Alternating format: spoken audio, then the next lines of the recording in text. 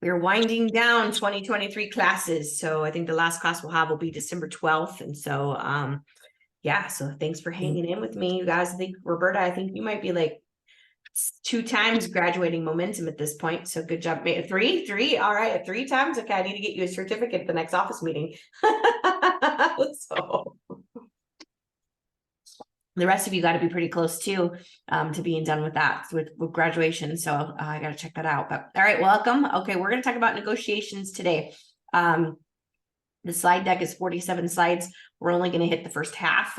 So looking through the materials, some of it's repetitive, I feel like. So we're going to hit just the main parts of it, because it breaks it down from buyer to seller. But I think the first section of what we're going to talk about kind of covers both. But there, as with any momentum classes, lots of scripts and dialogues. Obviously, check those out and internalize those and make them part of your own DNA. So that being said, let me go ahead and share screen.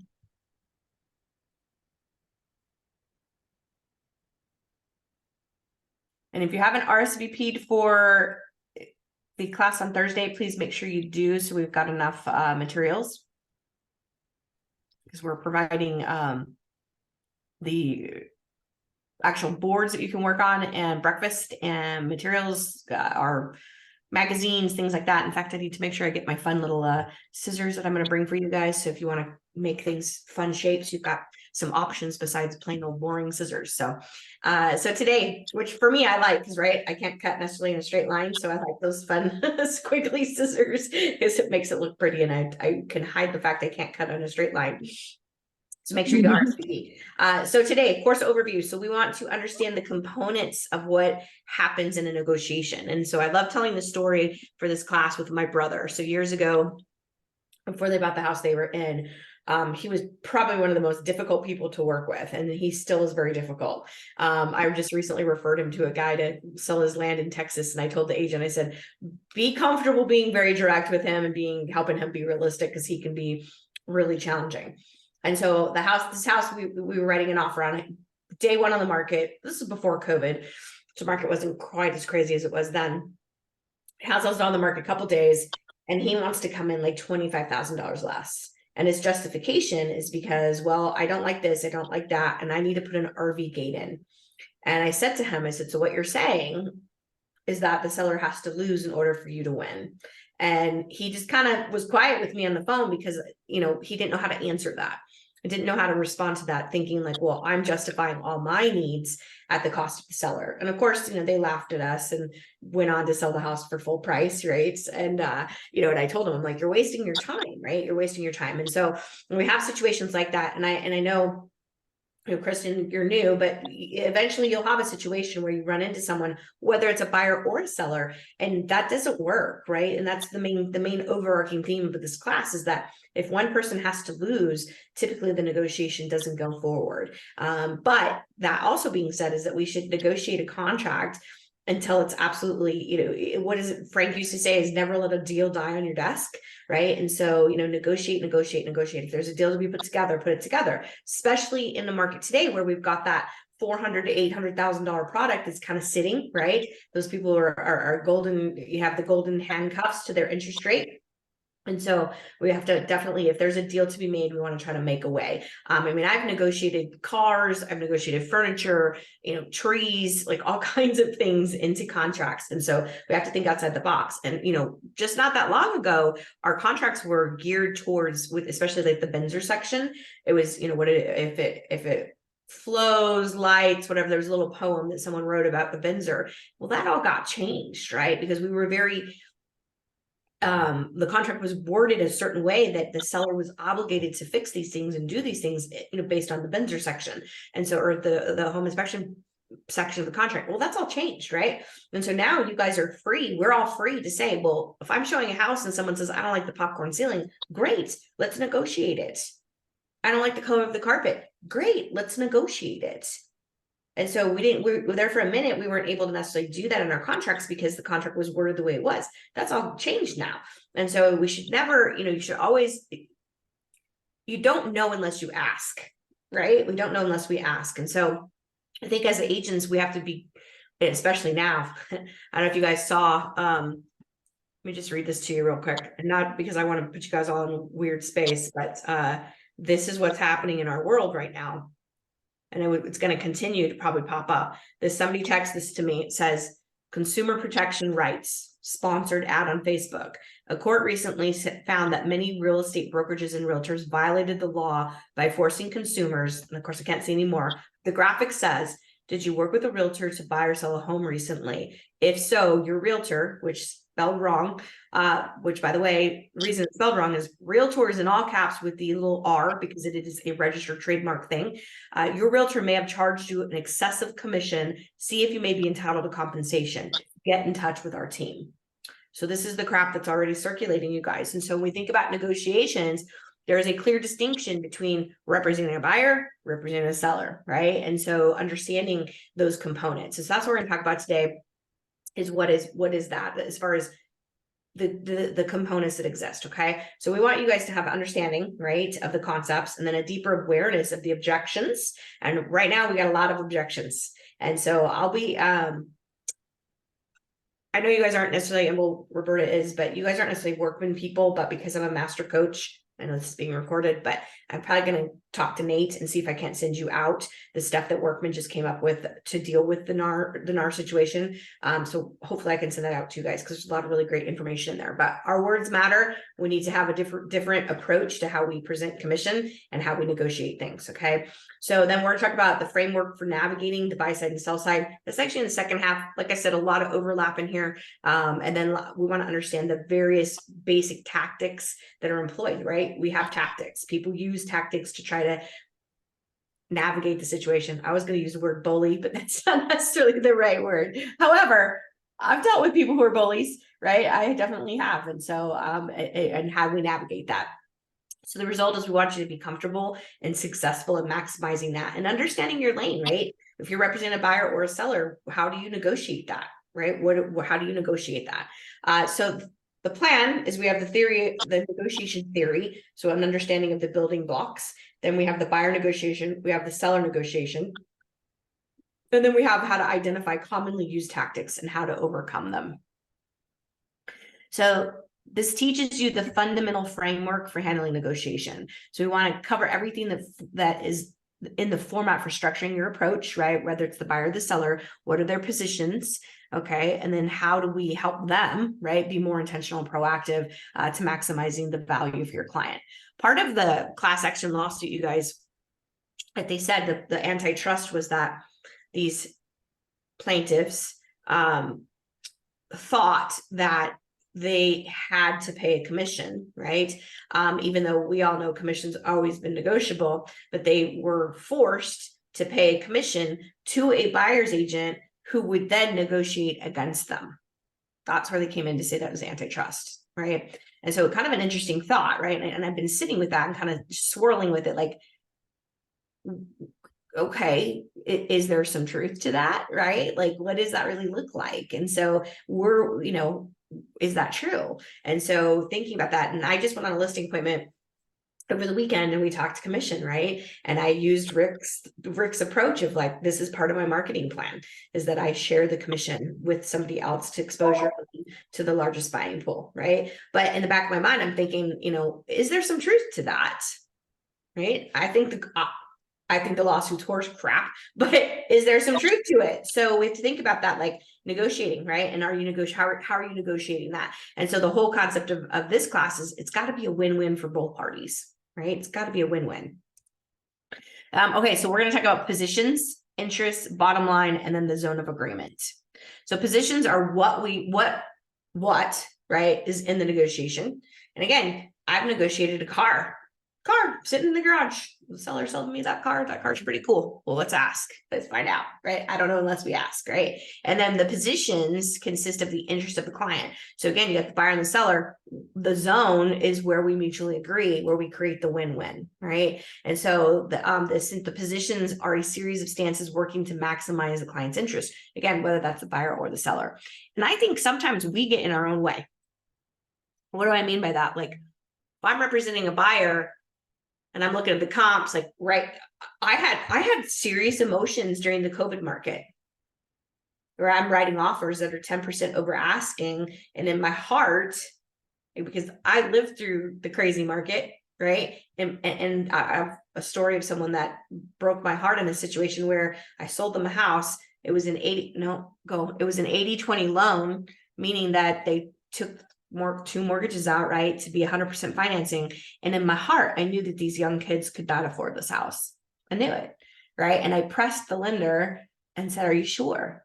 And fast forward 10 years later, I'm at a barbecue with the whole family, right? Because I've worked with the sister multiple times. So these were good clients. But at a barbecue, and I hear them, right? I'm like, "What's up, guys?" And they're like, "Well, the house is in foreclosure and we were embarrassed to call you. And at this point, it was too late. I couldn't help them with the short sale." Right. And so you do this, like that's a stab in the heart. Right. And so I find this whole lawsuit very offensive because we have licenses that say we protect the consumer, right? And so where I'm going with this, sometimes in your heart, something's not right. Listen to it, right? Don't, I should have pressed harder on that situation. I should have said, "No, this isn't the right situation for you guys," right? So thinking about what is in the client's best interest. And sometimes, Kristen, it's not. Buying that house is not, or selling that house is not.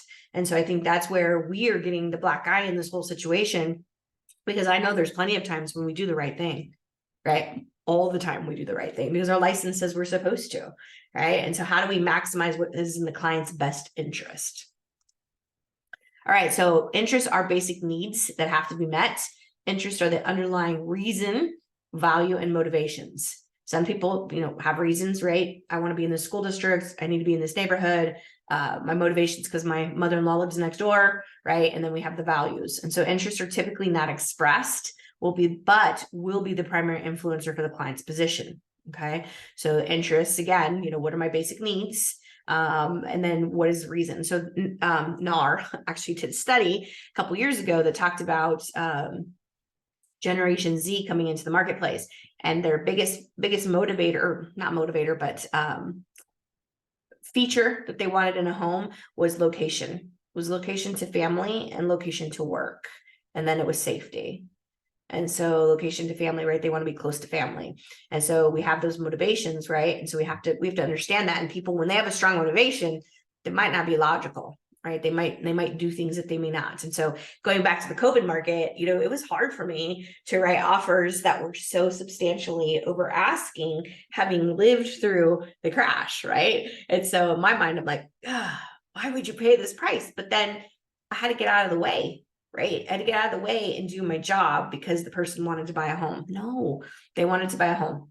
Right. And my job was to represent them and make it happen. And full disclosure, right? And so that's going to come up, you guys. That whole right now with what's going on with NAR, that is going to come up. I overpaid in the COVID market. I don't like my house. Right. There was also another study done that said that people bought during that time don't actually like the house they're living in. And so that's going to come up. And so we need to be prepared to battle that. And personally, I think that as an industry, and I know I'm talking a lot about NAR because it's very heavy on my heart right now. And this is a very conversation in this particular topic. I think we need to flood the market with testimonials and reviews from your clients. Get the hard ones. And have the consumer talk about why it was important to work with a realtor. Right. The listing appointment I went on over the weekend, she wants to buy a house in Florida, a new construction, but she doesn't want to work with a realtor because in her mind, she's convinced that if she goes directly to the builder, that she'll get a better deal. And no matter what I was saying to her, she was not hearing me. And I even told her horror stories of clients I've represented where one time it was a different lot. The contract had a different lot, right? And so I tell her the story. She goes, "Oh, wow, that really happened. Oh, but I'm still going to get a better deal if I just go directly to the builder." Right. And so, you have situations like that where people just, right. And so we have to get good. Stop it. Sorry. She's out of control. I don't know what is going on. So bottom line, so the minimum agreement, right? This is what the client is willing to accept. And then what's the bottom line walk away from the negotiations? Okay. And so we have, and never let a deal die on your desk if you can help it, but we do have walk away numbers. People have walk away numbers, whether that's the buyer or the seller. And sometimes you know, if there's too much to overcome, probably not the right house for the client. And you also have to be good at looking for red flags, right? We had a lawsuit, this got settled, I don't know, a year or two ago, via Zoom, which was really interesting. But Nate actually went to the final walkthrough and told the clients, like, maybe this isn't the house for you, and tried to actually get them to cancel the deal because there were red flags all over the place. So you always want to document, right? Document everything. You can put all of that stuff, your text messages, your emails, anything, right? And always put it in writing. That lawsuit would have never happened if one conversation had been put in writing. Per our conversation, Kim, da da da da, would have never happened, right? And so always CYA, document, put it in writing. If something comes up and it feels funky, talk to Shannon about it. Make sure you're always covering your butt. So we have our walkaways. So the zone of agreement is the overlap between the buyer and the seller's bottom lines. And this is where a successful deal will come into play, right? And where it happens. So a deal, so we look at this little graph here, is the buyer's starting position, buyer's bottom line.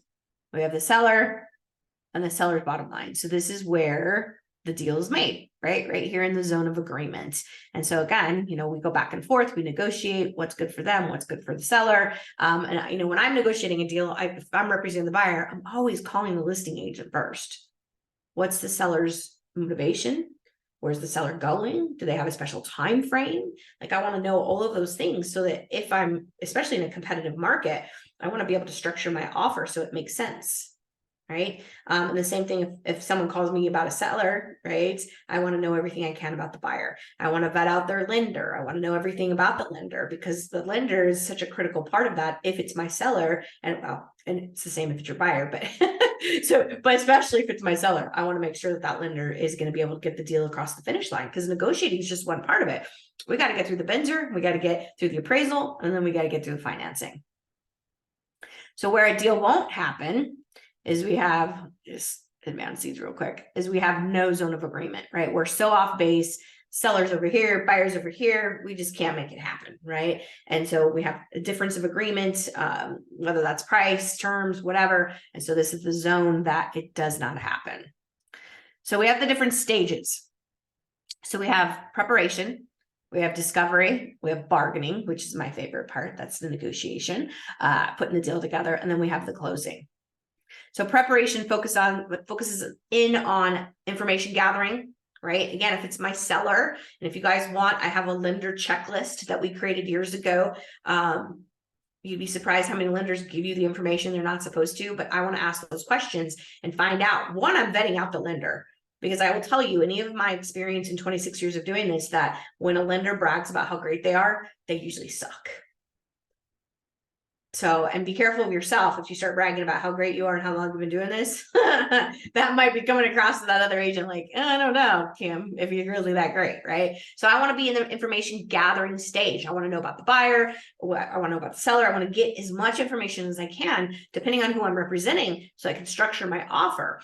And so years ago, I was at a Star Power thing and I participated in a script off.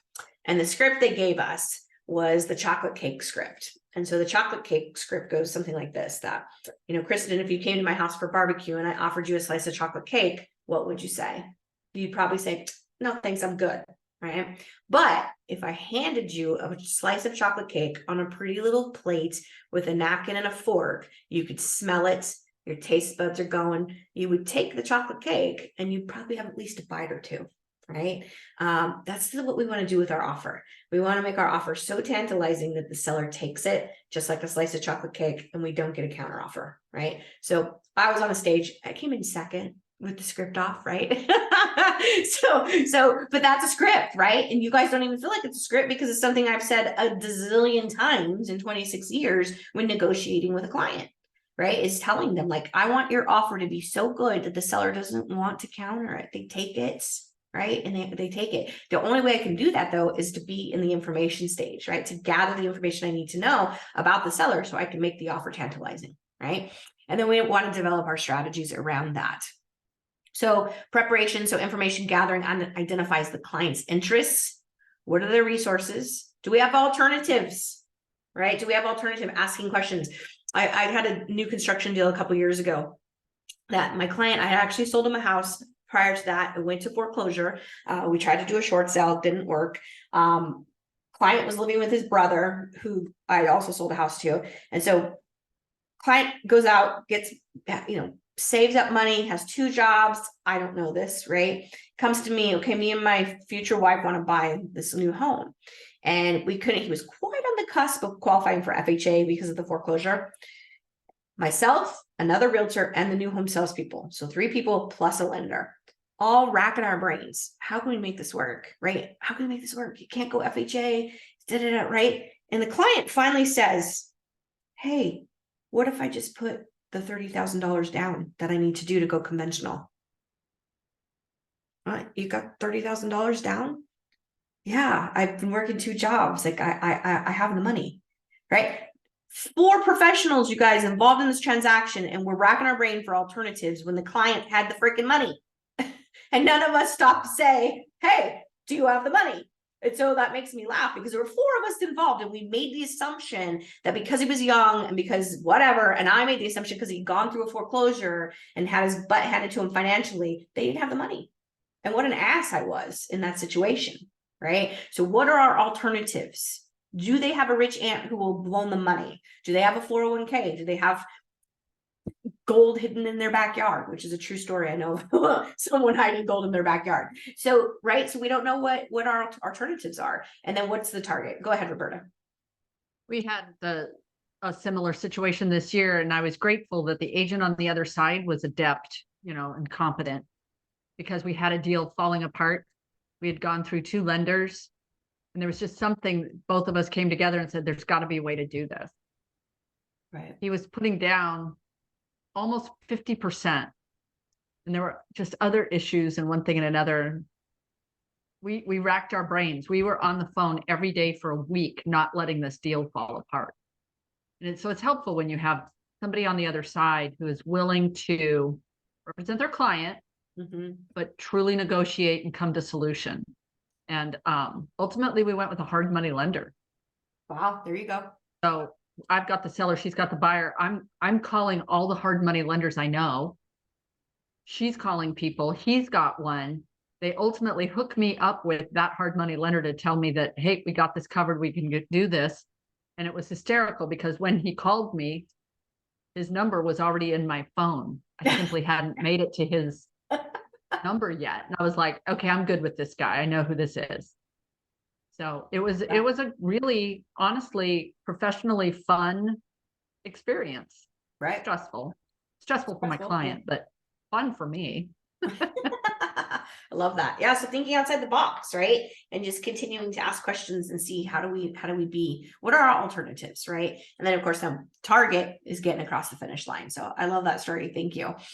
So developing a strategy helps you better understand the negotiation points, right? These are the priorities. So we have our must-haves, our nice-to-haves, and then the trade-offs, right? I'll do this if you do that, right? Oh, I can agree to that, but you got to agree to this, right? And so we think about price, closing date, right? Closing costs. And so those are things we're negotiating now, right? So we have our must-haves, our bottom line. And then what would be nice to have, and then our trade-offs. So your initial strategy should include refining the starting and secondary positions as well as the walkaway terms. And so we know what the walkaways are. Buyers have options today, right? There's more inventory. They have options now, not in all price ranges, right? Not in all markets, right? Or what people are looking for. And so what's your walkaway terms? And so I think having that conversation with the buyer, another great script is like, hey, I understand, Kristen, if this house sells tomorrow, we can do that. But what's your plan B? If it sells tomorrow to somebody else, how are you going to feel? What's your plan B? Right. And helping people get that emotion. Right. And I think today, buyers are, it's going to be interesting with all this stuff happening with NAR, how it's going to shape our industry. And we need to fight like hell, you guys. We need to fight like hell right now because the bad guys are coming after us and our industry is under attack. And think about it, for every house that sells in Arizona, $89,000 goes back into the economy. That's just in Arizona, right? Other states are bigger numbers. And so there's people wanting to get in our pockets, right? And get into the industry because of the money. And so we need to fight like hell right now because what we do And the fact that you're a realtor matters, right? It matters. And so we need to fight like hell right now. All right. So discovery stage. So this shifts the focus of the counterpart's interest in what they value. The more facts you can learn about the counterpart's motivation, the stronger your offer will be. Again, fact finding, asking the questions, whether it's the buyer or the seller. Let's say I'm representing the seller. I'm calling the agent and I'm calling the lender. And I'm going to go through my series of questions. They may or may not give me the information. If they're savvy, they're not supposed to. But if you look at the form I designed, the questions are worded differently throughout the entire form, so you can still get the information in a different way, right? And so asking those questions, one of the questions is on a scale of 1 to 10, how confident are you that we're going to get this across the finish line, right? I actually had a lender on a deal I just closed back in September said, I think they're about a 5. Yeah, legit said that. Because I had this buyer talk to my preferred lender and she gave me a price range, you know, a loan amount. He was like 50 grand higher. How are you 50 grand higher? These kids are tight on money, right? Well, it depends on the interest rate. I'm not okay with that. And I said that to him. I'm not okay with putting these kids in a situation. I say kids, they're in their mid 30s, but I'm not okay putting these clients in this situation where they're going to be so stretched and their decision making. What if rates go up? Like rates are volatile, right? So we ended up flipping it to a different lender, and they did end up, I think we closed at 330. So we were at 330, and you know, so it was a little bit more than what my preferred lender had said, because we ended up getting it done. But that I asked the lender on a scale of 1 to 10, and he said 5. And I told my clients, I am not confident that the person you are working with right now is going to be able to get your loan done, right? And so we went to a different, same company, we just went to a different lender. So we got to ask those questions, right? So if I'm representing the seller, I'm vetting out the lender. I want to know everything I can about the buyer. And then same thing, if I'm working with the buyer, I want to know everything about the seller. And by the way, what's good for the listing agent? Right? We were asking that question during COVID. Can I send you a pizza? But if it gets acceptable, I send you a pizza to the listing agent, right? And so what's good for this? What's good for the listing agent, right? What can we do to make their life easier? Okay. So the more facts you learn, the stronger that you can structure your offer. So the bargaining stage provides the biggest opportunity to influence the outcome of the negotiation. So we have the offer, counteroffer, concessions, and contingencies. And so right now we've got some contingencies happening, right? I was talking to somebody the other day, it was like 4 deep. You know, that domino effect, right? One's got to go before the rest of them go. So if you've got situations like that where you have contingencies, you've got to be vetting out those other offers, right? Janice had a deal where the buyer was selling a house in New York. I got to see that contract. I got to talk to that agent. How strong is that offer? New York's different, right? They're an escrow, they're not an escrow state, they're an attorney state, right? If you buy a house in Canada, you actually do all of your inspections and your appraisal before, and then you're stuck. Like there's no contingency. You are buying that house. So every state does things differently. Hence why part of this whole situation is happening with NAR. So you got to vet that out. Go ahead, Roberta. And it really takes some extra effort there to read those contracts. I had one in California, and it had to do with how their due diligence process worked, and they had changed their process. And I read it and I just said, no, we need stronger information, because it was an open-ended due diligence. It was weird what they did. And so we had to negotiate that away. And the agent over there, it's just customary for them. So they didn't understand why I'd be so picky. An open due diligence? What does that really mean? Yeah, it had to do with how their contingencies are removed. So they don't do a hard due diligence in this particular contract. They didn't do a hard due diligence end period like we do 10 days typically. Right. They had some open contingencies, like closing up contingencies related to the HOA or related to liens or related to loans, or, you know, and so it was this constant process of removing contingencies, and that did not have drop dead dates. Weird. And I said, no, I have to have drop dead dates. Yeah, it's kind of like doing something in one of the attorney states where the attorneys do it whenever they want to do it, because there's no drop dead date in the contract. Right. Yeah, it was odd, and it surprised me when it came up. I think that was actually 2 years ago it was a California contract. It was different than I had seen before. California is its own thing out there, isn't it? Very litigious state. So I hear their contracts are crazy, like crazy long and very complex. So yeah. And you guys, we could very well see, I mean, Arizona, I think our contracts are pretty good compared to when I have coaching clients all over, and I'll say something about a cure notice. What is that? Right. Or even the market advisory. Like I've got coaching clients that the market advisory doesn't exist in their forms, you know, and I'm like, wow, well, but it makes sense, right? Because Arizona was one of those states where market went crazy with all the investors buying, right? That's how that form came to be, was, hey, Kristen, buyer beware that I don't have a crystal ball. You're buying this house at this price, it may not be worth this in 10 years, right? And so that's how that form came to be, is because we had an issue. And so we may see some things start to change in our contracts, right? And I don't think those will necessarily be bad changes, right? Because our job, and what pisses me off so much about that Facebook thing that somebody sent me, is that we have licenses. We have to follow the code of conduct and the code of ethics from NAR, right? And even from ADRE, right? We have licenses that say our job is to protect the consumer.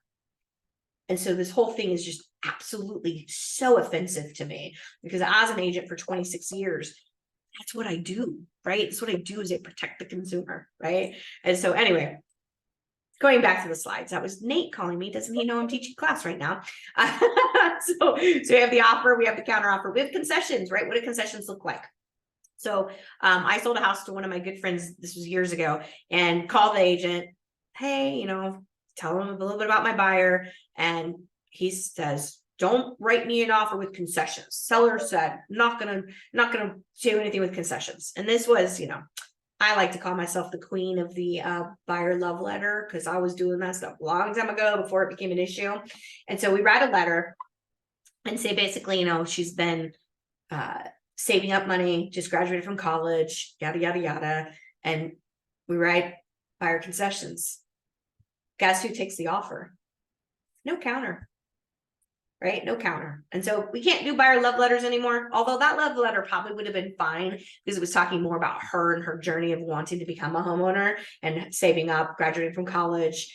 We love your rose bushes, that kind of thing. So probably would have been fine by, what standards are today. But we can't write love letters anymore. My point in sharing that is you have sellers that will say no concessions.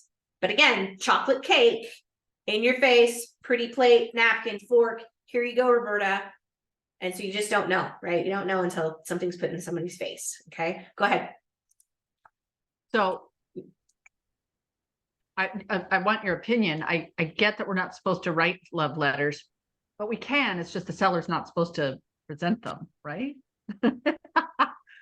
But with that, I think it's important to listen. And this goes back to other stuff that you commented about what does the seller want? I had a buyer who during the COVID period desperately needed a house, and for a variety of reasons. And we finally found the house, and I was listening to the agent, how's it been going? How many showings? How many offers do you have? She had 4 offers. What do they look like? Are they cash? Are they finance? What are they? And I'm gathering it all.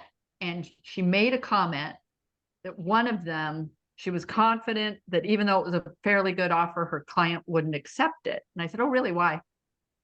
I wanted to know, because if she's going to talk, I want to know. And she said, well, because that guy wants to take out the backyard, the pool and everything. He hated it.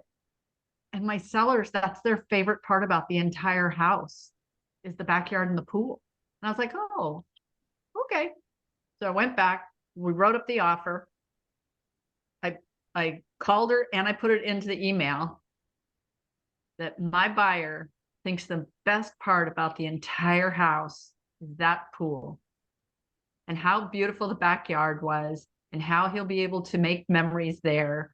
And he's so looking forward to having large floaties and jumping in the pool with his friends and celebrating the new house ownership on the weekend after he closes. And I made this whole story about the doggone pool, and we won. We got it. In that situation, because you're talking about the features of the home, you're probably fine from a hair. The whole thing, the reason why buyer love letters don't work anymore is for housing. Because right, no, I know the reason. You don't I know want the the seller reason. making, you don't want the seller making well, there's two reasons, fair housing and the emotions of the seller, right? Manipulating Right. the emotions of the seller to get the seller to take your offer, right? And then you have fair housing issues on top of it. In Canada, they actually are encouraged to do video, right? To send a video. And when Nate, and it's being recorded, when Nate bought his house in Flagstaff, he sent a picture of himself, the dog, his daughter, and Tanya. A picture. And like, you are violating every single fair housing violation. This is not good, right? But Shannon's position is if you talk about the features of the home, you're fine because you're not attaching emotion. So I think you probably would have been okay in that situation. Maybe a little manipulative because you knew about the other offer, but you won, right? You won. So yeah, maybe Alex. But it goes back to knowing what the seller wants and needs. Right. And if there's something the seller wants or needs, that will almost 100% of the time be tied to emotion. Yeah, it's true. It's true. I had one time a double whammy. It was my sellers were veterans. It was Veterans Day, and both offers came through with veterans with love letters. Well, So in it this was like, case, mine was a veteran. Mine was a veteran, and I had learned that the seller was also a veteran. So yeah, needless to say, I played that card too. yeah. And is that a fair housing issue? I mean, it's an act of service. I don't know. Is it a fair housing? I don't know. No, it's not. Yeah, It can't be because it's disclosed on the offer. yeah. So anyway, yeah, Using his VA. stories. Yeah, I So know. be Crazy. mindful, right? We just don't want to cross the line. You don't want a situation where, you know, and we have an agent who represented a veteran during COVID. She wrote 50 offers and could not get one of them accepted. And how disgusting is that? You know, I mean, to me, veterans and the VA, I mean, that's a benefit that they get having served our country, right? And so she had a situation where one of the offers, she actually asked to present it, and the agent was fairly new, was only presenting cash offers to her seller.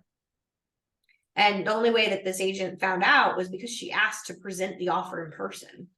And the agent was like, well, I was only going to present the cash offers, admittedly. Right. And is that in your seller's best interest? No. Right. So yeah. And that's something you guys, that is part of your fiduciary duties, right? I love saying the word fiduciary. Fiduciary duties. How do you know, unless you present that offer in person, how do you know it's being presented to the seller? Number one. Number two, all the facts being presented. I was in a situation right before the market went crazy. I went and I presented an offer in person and I won.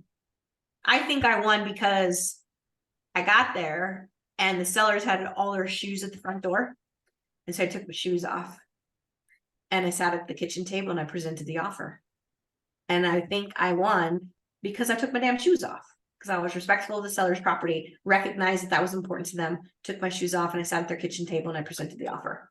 So not all sellers are going to be amicable with that, but if you truly are representing your client, you should ask, right? Ask to do it. And these days with Zoom, jump on Zoom for 10 minutes. How hard is that? Everybody's got Zoom. Zoom's become the new words in our life, right? Everybody, they either have Google Meet or Facebook, or not Facebook, Zoom, right?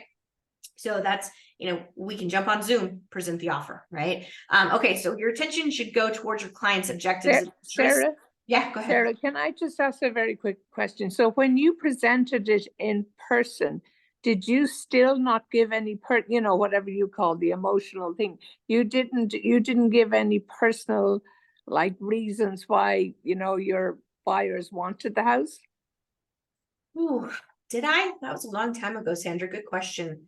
I might have said like they love this about the house, but again, sticking to features, and you got to be careful too. You can't necessarily disclose things about your buyer that the agent could negotiate against you, right? Like, yeah. For example, like say that their mom lived next door and that was their motivation for buying the home. We don't want to you wouldn't want to, I mean, there's a fine line of disclosing that and not disclosing it, right? Because if you disclose it and now the seller negotiates against you with it, right? Or is it a factor that now negotiates on the benefit of the buyer? So there's a fine line there. And that's where that investigation and discovery comes in and asking the questions, whether or not I should disclose that or not. right? And so if your client's okay disclosing it, that's one thing. So, but I can't really truly remember. I just remember the shoe thing. That was the big thing that I felt like really won that situation. So, and again, I think you have to go back to what's your client okay disclosing, right? And what is it going to work in their behalf or not, right? And so I think that's where you got to decide. You have to decipher that. Does that make sense? Yeah, makes sense. Okay. Okay. So then of course we have our concessions, the closing stage. So this is where we have the higher psychological impact, right? So the develop a plan to negotiate the remaining gap, and then either by exchanging concessions or exploring alternative trade-offs. And so trade-offs, closing dates, furniture, draperies, different things like that, right? So what are the trade-offs that are going to make everybody feel warm and fuzzy? And again, you can't have a win for the seller and a lose for the buyer, or vice versa. It has to be a win-win for everybody. And you do this long enough, you will encounter someone who says, yeah, when I bought my last house, I really didn't feel like it was a win-win. They may not say it like that, Sandra, but they're going to tell you, there was something that happened that they didn't feel good about it. And do we have a lot of people who bought during COVID that may not feel good about their decisions? I have one client in particular that we bought the house. It's a lovely house, but I know in my heart that backyard is not the backyard that the husband wanted. Yeah, sure, it's got a pool, right? We ticked that off the list, but it's not the backyard he wanted, right? And so I know that I will probably be selling them another home in the very near future, right? And so because it's not the backyard they wanted. And I mean, there was a study done that talked about people who bought houses during COVID don't really like the houses that they're in. And so sad. It is sad. They paid a lot for them. They did, but is that opportunity for us? I don't know, right? To go talk to those people like, hey, let's move you into something else. Roberta? I had that happen, but I had a very precise conversation with my client. Literally said, this is not your permanent house. I know that because I've worked with you, but this is the house that you're, the best deal. It truly was. This is the best deal. And if the market continues the way it's going, you should be okay. And we sold that house a year later for $200,000 more, and they moved into a house that they liked better. But they did not like, there were numerous things they didn't like, but there was nothing available, and they were coming from Florida. And I was like, I'm telling you now, this is not the house you want, but it's the house that I think you should get. Yeah. And they took my advice and moved forward with it. But there were definitely very specific things they didn't like. And we were right at that right place where we could get them out of it. Yeah. Yeah. And they were flexible, and they worked with me on it. There you go. Story. And you made them $200,000. I wouldn't do that with everybody. Sure. I wouldn't do that with everybody, but I knew this client well enough to know where we were and what we were doing in that house. And I knew enough information. Yeah. Yeah. Cool. What a great story. I love that. All right. So closing. So we want to identify clues or cues that we don't want to weaken our client's position, right? Such as eagerness. So be careful when you're showing a house because people got cameras, right? They're all like, oh, I can see my Christmas tree here, right? Eagerness. We don't want to have threats or warnings, right? Like, well, I'll just walk away, right? Guilt, that's where that love letter comes in, right? We play on the emotions and manipulate the seller. And so we don't want to do that. And so we want to be able to get, again, to that zone of agreement. And we don't have time to go into all of the different stages of the guilt and threats and things, but we'll cover those in another class. All right, so just to recap here, so we have the preparation. Can't ask enough questions, you guys. Go deep, right? Keep asking questions until you feel like you're thoroughly informed about that contract and about the, who you're representing. And that helps us develop our strategies. We want to discover, so identify the counterpart's interests. Bargaining, so we have our offer, we have our counter offers, we have our concessions and contingencies, and then we want to maximize the close. And so getting it across the finish line, right? If there's a deal to be made, we don't want a deal to die on our desk. We want to try to beat it to death, right? And negotiate that until we can make it happen. But you gotta clearly understand who you represent and what's the zone of agreement. And so even asking a seller, kind of what's your bottom line, right? What's your bottom line?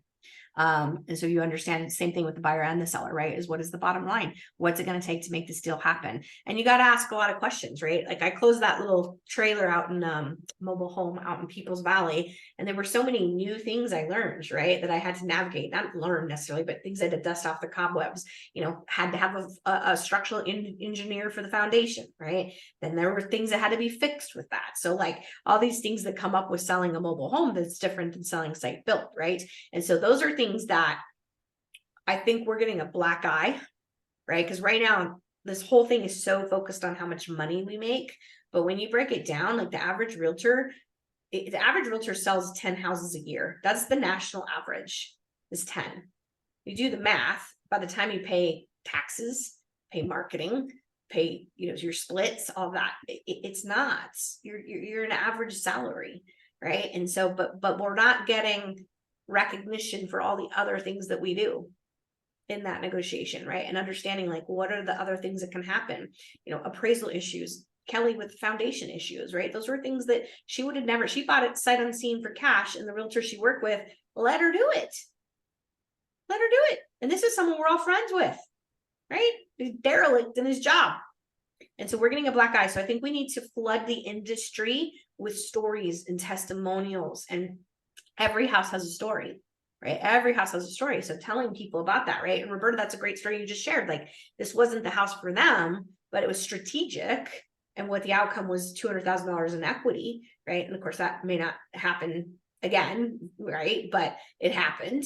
But there's other things, you guys, I know I've said this before, but like, and this is going to go in my state of the market letter that I'm going to send out in January, is like, because I always kind of like to say a little something personal, but I'm going to talk about my dog.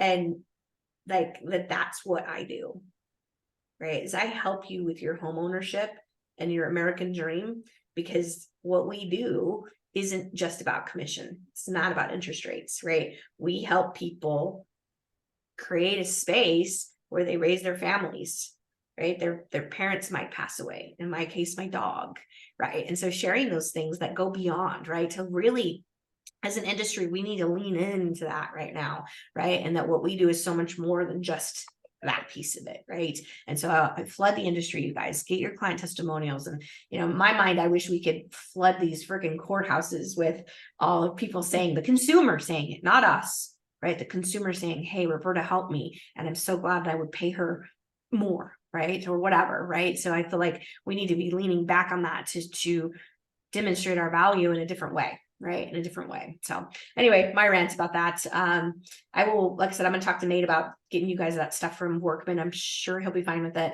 But we definitely need to be minding our words right now, and, showing up, right? What's your value? What is your value proposition?